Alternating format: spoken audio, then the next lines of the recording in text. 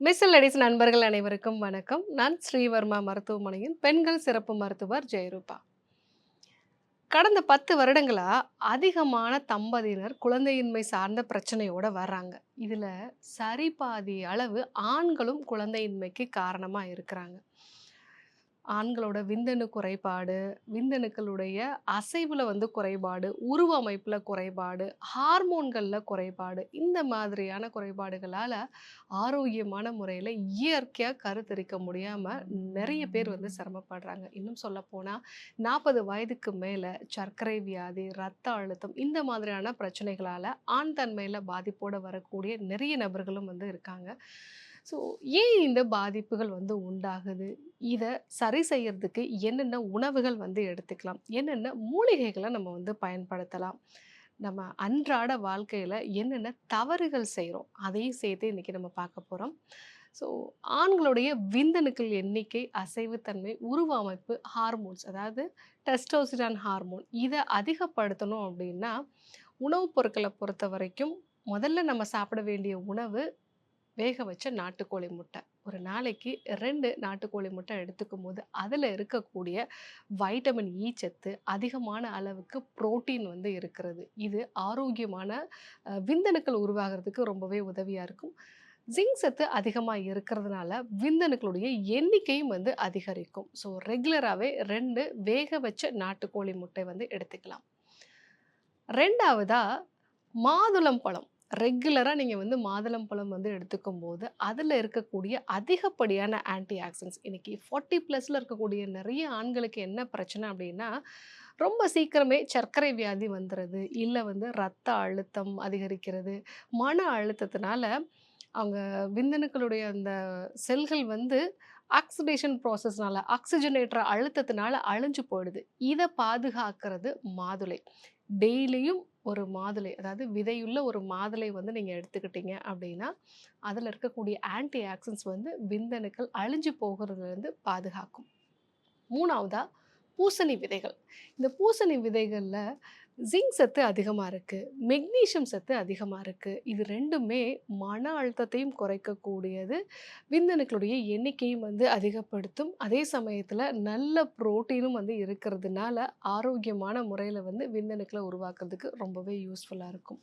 4வதா walnuts and பாதாம். இதில இருக்கக்கூடிய ஒமேகா 3 ஃபேட்டி ஆசிட்ஸ் உருவ அமைப்ப பாதுகாக்கிறதுல ரொம்பவே யூஸ்ஃபுல்லா இருக்கும். அது மட்டும் இல்லாம ஹார்மோன்ஸையும் பேலன்ஸ்டா வைக்கும். விந்தணுக்களுடைய எண்ணிக்கையும் அதிகப்படுத்தும். 5வதா பூண்டு. இந்த பூண்டுல இருக்கக்கூடிய அல்லிசின் அப்படிங்கிறது ரத்த ஓட்டத்த அதிகப்படுத்தும். ஆரோக்கியமான முறையில விந்தணுக்கள் உருவாகுறதையும் இது தூண்டும். இந்த 5 விதமான உணவுகளையும் கண்டிப்பா உங்களோட டே டு டே லைஃப்ல நீங்க சேர்த்துக்கோங்க. மூலிகைகள பொறுத்தவரைக்கும் நிலப்பனைக்கிழங்கு. இந்த நிலப்பனைக்கிழங்கு இதில இருக்கக்கூடிய வேதிப்பொருட்கள் மன அமைதிய கொடுக்கும். மெயினா உங்களுடைய பிட்யூட்டரிய தூண்டி ஆண் தன்மைக்கான ஹார்மோன்ஸோட அளவ அதிகப்படுத்தும். அது மட்டும் இல்லாம உடலுக்கு நல்ல குளிர்ச்சிய குடுக்கக்கூடிய முக்கியமான ஒரு மூலிகை. அந்த நிலப்பனைக்கிழங்கு அப்படிங்கிறது நம்ம கரெக்ட்டா எடுத்துக்கிட்டோம் அப்படின்னா, விந்தணுக்களுடைய அசைவுத்தன்மையில நல்ல ஒரு மாற்றத்த பார்க்கலாம். நெறைய ஆண்களுக்கு இந்த பிரச்சனை இருக்கும். இந்த அசைவுத்தன்மையில உண்டாகக்கூடிய பாதிப்ப இது சரி செய்யக்கூடியது. 2வதா நெரிஞ்சில். இந்த நெரிஞ்சில்ல இருக்கக்கூடிய புரோட்டோடயோசின் அப்படிங்கிற ஒரு வேதிப்பொருள் அ அந்த விந்தணுக்களுடைய எண்ணிக்கைய அதிகப்படுத்துறது. அதே மாதிரி நம்ம இரத்த குழாய்கள்ல நைட்ரிக் ஆக்சைடோட அளவ அதிகப்படுத்துறதுனால, அம் விந்து உற்பத்திக்கு தேவையான இரத்த ஓட்டத்த அதிகப்படுத்தும். நெறைய சர்க்கரை வியாதினால பாதிக்கப்பட்டவங்களுக்கு இந்த பிரச்சனை தான் வந்திருக்கும். ஏன்னா, அவங்களுக்கு சின்ன சின்ன இரத்த குழாய்கள் பாதிக்கப்படுறதுனால, இரத்த ஓட்டம் இல்லாம விந்தணுக்கள் உருவாகாது. அந்த மாதிரி நிலைகள்ல நெரிஞ்சில் விதைகள பொடி பண்ணி நம்ம எடுத்துக்கிட்டோம் அப்படின்னா, ஸோ அது இரத்த ஓட்டத்த அதிகப்படுத்தும். 3வதா பூனைக்காளி விதை சூரணம்.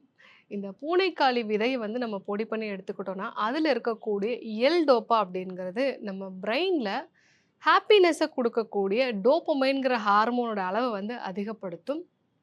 அது மட்டும் இல்லாம, ஆண்களோட உடம்புல புரொலாக்டின்ங்கிற ஒரு ஹார்மோனோட அளவை வந்து குறைக்கிறதன் மூலமாக டெஸ்டோஸ்டிரான ப்ராப்பராக பேலன்ஸ்டாக வந்து அது மெயின்டைன் பண்ணும். ஸோ இந்த 2 செயல்பாடுகளும் இருக்கிறதுனால பூனைக்காளி விதை சூர்ணமும் வந்து நம்ம கொடுக்கலாம். ஸோ இந்த ஒரு மருந்து வந்து டோட்டலாகவே விந்தணுக்களுடைய எண்ணிக்கையை அதிகப்படுத்துறது, உருவ அமைப்பை வந்து நிலைப்படுத்துறது, அசைவுத்தன்மையை வந்து அதிகப்படுத்துறது, டெஸ்டோஸ்டரோனோட அளவை அதிகப்படுத்துறது, இந்த மாதிரி எல்லா விஷயங்களுமே இந்த பூனைக்காளி விதை சூர்ணத்தில் வந்து கிடைக்கும். 4வதா ஓரிதழ் தாமரை சூர்ணம். இது உடல்ல அதிகப்படியான சூடு இருக்கிறது. எல்லாமே நார்மலா இருக்கு டாக்டர். ஆனா பாடி ஹீட் வந்து எனக்கு ரொம்ப அதிகமா இருக்கு. இதனால செமன்ல வந்து பிரச்சனை இருக்கிறது, இல்ல வந்து குழந்தையின்மை சார்ந்த பிரச்சனைகள். சில பேருக்கெல்லாம் வந்து செமன் ரிப்போர்ட்ஸ் எல்லாமே நார்மலா இருக்கும். ஆனாலும் கூட உடல்ல அதிகப்படியான சூடு இருக்கிறதுனால, குழந்தையின்மை சார்ந்த பிரச்சனைகள், இல்ல வந்து ஹார்மோன் குறைபாடுகள், இல்ல ஆண் தன்மையில வந்து குறைபாடு இருக்கலாம். அந்த மாதிரி நிலைகள்ல இந்த ஓரிதழ் தாமரை சூர்ணத்த வந்து ஒரு 1/2 டீஸ்பூன் நம்ம பாலோட எடுத்துக்கிட்டோம் அப்படின்னா, உடலுக்கு நல்ல குளிர்ச்சி வந்து கிடைக்கும். ஸோ ஆரோக்கியமான விந்தணுக்களும் உருவாகும். 5வதா அமுக்கரா சூர்ணம். இது எல்லாருக்குமே தெரிஞ்ச ஒண்ணு தான். இந்த அமுக்கரா சூர்ணம் அப்படிங்கிறது வந்து தொடர்ந்து நம்ம எடுத்துக்கும்போது விந்தணுக்களுடைய ஆரோக்கியம் வந்து 15லேருந்து 20% வரைக்கும் அதிகரிக்கும் அப்படிங்கிற மாரி நெறைய ஆய்வறிக்கைகளுமே வந்து சொல்லுது. நம்ம ஓவராலா மைண்டும் சரி, பாடியுமே வந்து ஹெல்த்தியா வந்து இருக்கும். அதே சமயத்தில ஆரோக்கியமான விந்தணுக்களும் வந்து உருவாகும். ஸோ 1 டீஸ்பூன் அளவுக்கு அமுக்கரா சூர்ணத்த பாலோட கலந்து வந்து எடுத்துக்கலாம். இந்த 5 விதமான மூலிகைகளும் வந்து எடுத்துக்கலாம். ஸோ இதெல்லாம் எங்களுக்கு கிடைக்காதுன்னு சொல்றவங்க வாஜிக்க சூர்ணமா வந்து நம்ம எடுத்துக்கலாம். பட் நம்ம அன்றாட வாழ்க்கையில பண்ணக்கூடிய சில தவறுகளும் இந்த பிரச்சனைய வந்து உருவாக்குது. என்னதான் உணவுகள் சாப்பிட்டாலும், ஈவன் மருந்துகளே சாப்பிட்டாலும், நம்ம இந்த தவறுகள தொடர்ந்து பண்றோம் அப்படின்னா, விந்தணுக்கள்ல பாதிப்பு உண்டாகும். ஆண் தன்மையிலயும் பாதிப்பு உண்டாகும். முதல் விஷயம் நம்ம பண்றது என்ன? ஸோ தொடர்ந்து உட்கார்ந்துகிட்டே வேலை செய்றது. அதுவும் வந்து மடியிலே லேப்டாப்ப வச்சுட்டு வொர்க் பண்றோம் அப்படின்னா, பாடி ஹீட் வந்து அதிகமாகும். ஸோ இதனாலேயும் உங்களுக்கு பிரச்சனை வரலாம். ஸோ பாடி ஹீட்ட குறைக்கிறதுக்கு எண்ணெய் தேய்ச்சு குளிக்கிறது நல்லது. பாதாம் பிசின், அதாவது உடம்புக்கு நல்ல குளிர்ச்சிய குடுக்கறதுக்கு சியா விதைகள் ஊற வச்சு எடுத்துக்கிறது, சப்ஜா விதைகள் வந்து எடுத்துக்கிறது, வெள்ளரிக்காய், மோர் இந்த மாதிரியான உணவுப் பொருட்கள வந்து எடுத்துக்கணும். முக்கியமா நைட்ல சீக்கிரமா தூங்கணும்.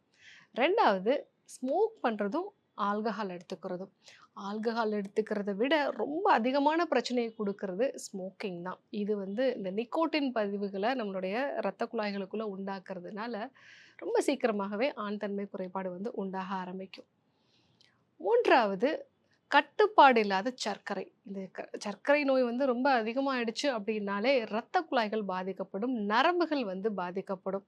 ஸோ உடம்புல அ ஆக்சிடேஷன் அதிகமா வந்து இருக்கும். இதனால தான் வந்து உங்களுக்கு ஆண் தன்மையில வந்து பாதிப்பு உண்டாகுது. 4வதா அதிகப்படியான மன அழுத்தம். ஸோ அதிகமான ஒரு மன அழுத்தம் இருக்கு அப்படின்னா, நம்ம உடம்பு எப்பவுமே ஒரு குறைஞ்ச நாளுக்கு வாழ்றதுக்கு ஏத்த மாரி தான் நம்ம உடம்ப வந்து தயார்படுத்தும். இனப்பெருக்க மண்டலத்த வந்து அது எப்பவுமே 2ஆம் பட்சமா கருத ஆரம்பிச்சுரும். ஸோ இந்த காரணத்தினாலேயும் நமக்கு ஆண் தன்மையில குறைபாடுகள் வந்து உண்டாகலாம்.